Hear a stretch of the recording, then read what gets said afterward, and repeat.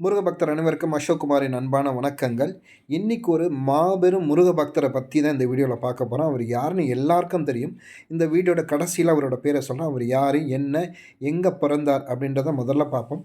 முதல்ல தமிழ்நாட்டில் இருக்க வேலூர் மாவட்டத்தில் காங்கேய நல்லூர்ன்ற ஒரு கிராமத்தில் பிறந்தவர் தான். 1906 பிறந்த அவர். அவர் பேரை நான் சொல்லலை, கடைசியாக சொல்கிறேன், இப்பயும் சொல்கிறேன்.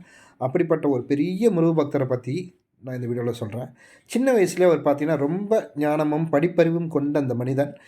சிறு வயதிலே அவர் அப்பா வந்து பார்த்திங்கன்னா ஒரு ஸ்பிரிச்சுவல் டீச்சர். அது இல்லாமல் அவர் பார்த்திங்கன்னா ஒரு குருன்னு சொல்லலாம். குரு, ஒரு ஆசானாக இருந்தவர். இயல் இசை நாடகத்தில் வந்து ஒரு குருவாகவும் ஒரு ஆசானாக இருந்தவர் தான் அவரோட தந்தை. மல்லையா அவர் பேர். அவர்கிட்ட மகனாக பிறந்த இவர் வந்து அவர்கிட்ட எல்லா விஷயத்தையும் படிப்படியாக கற்றுக்கிறாரு. தன்னோட 8வது வயசிலே திருப்புகளை கரைச்சி குடிக்கிறாரு. 16வது வயதில் முதல்ல சொற்பொழிவு ஆற்றுறாரு. யாரை பற்றினா முருகரை பற்றி சொற்பொழிவு ஆற்றுறாரு.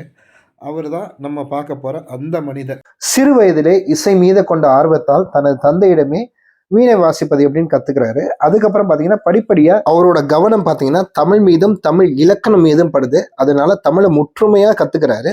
அதுக்கப்புறம் தன்னோட 16 வயதிலே முதல் சொற்பொழிவாற்றாரு. அதுவும் யாரை பற்றினா முருகனை பற்றி, அதுவும் நகைச்சுவை கலந்த சொற்பொழிவு. அதுவும் பாமர மக்களுக்கு எளிதாக கொண்டு போய் சேரக்கூடிய தமிழில் பேசினார். இதுதான் அவளோட முதல் வெற்றி. வெள்ளக்காரனை எதிர்த்து திருப்பரங்குன்றத்தில் கும்பாபிஷேகம் நடத்திய ஒரு மனிதர் வேற யாரும் கிடையாது, நம்ம கிருவானந்த வாரியார் தான். இவர் பார்த்தீங்கன்னா நிறைய புத்தகம் எழுதியிருக்காரு. அந்த புத்தகத்துலேயே எனக்கு ரொம்ப பிடிச்ச ஒரு வரி தான் இது. ஆசை ஒருவனை அழிக்கும் குணம் கொண்டது, ஆனால் மாறாக நம்ம மற்றவர் மேல் செலுத்தும் அன்பு அவர்களை வளர்க்கும் குணம் கொண்டது. என்ன ஒரு அற்புதமான வார்த்தையில! இந்த கலியுகத்துல இப்படிப்பட்ட ஒரு முருபக்தர் இருந்திருக்காரு. அவர் கூட நம்மளும் பயணிச்சிருக்கோம். அவரோட பேச்சை கேட்டுக்கொண்டது எவ்வளவு பெரிய விஷயம் இல்ல. நல்லதே நடக்கும், நல்லதே செய்வோம், நல்லா இருப்போம்.